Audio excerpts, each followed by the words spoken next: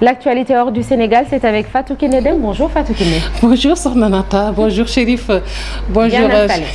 Bien installé, oui. Avec beaucoup de difficultés, bien sûr. Bonjour Marcel, bonjour aux téléspectateurs qui nous regardent. Alors, Fatou Kiné, l'actualité internationale nous mène au Mali où le pays recherche des solutions pour la levée des sanctions. Évidemment, pour la levée des sanctions économiques et financières, le sommet des chefs d'État de la CEDEAO et celui de l'UEMOA se tiennent dimanche 3 juillet à Accra, au Ghana. Les dirigeants vont essentiellement se pencher sur la situation au Burkina Faso, en Guinée et au Mali.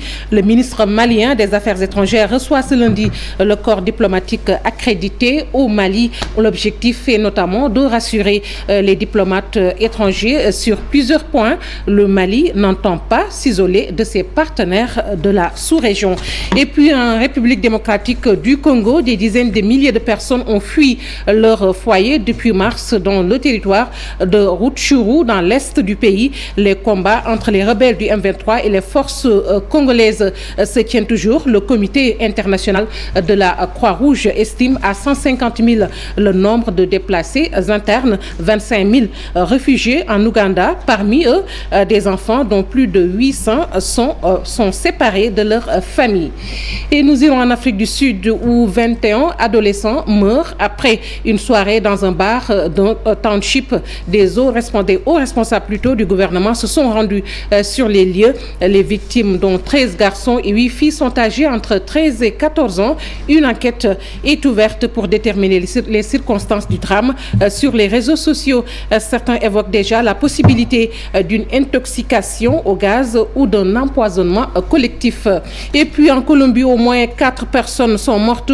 En plus de 300 ont été blessées dans l'effondrement des gradins d'une arène dimanche 26 juin dans une ville au centre de la Colombie. 2 femmes, un adulte et un mineur. 4 personnes sont toujours en unité de soins intensifs, a précisé de son côté Marta Palacios, secrétaire de la santé du département de Tolima.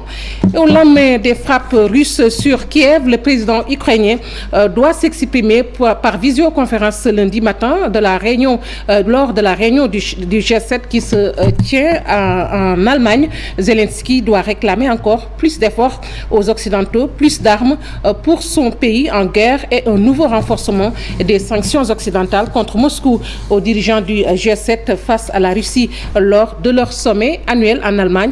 Le dirigeant, autant pour moi, ukrainien, qui participera également au sommet de l'OTAN à Madrid à partir de mardi, veut faire pression sur ces 7 dirigeants pour obtenir un soutien accru de leur part au lendemain de frappes russes sur Kiev, dénoncées comme des actes de barbarie par le président américain Joe Biden. Sokhna Nata, c'est tout pour l'actualité hors de Chine. Merci beaucoup Fatou Kiné Deme. Rendez-vous tout à l'heure pour la version Wolof dans la seconde partie de cette émission.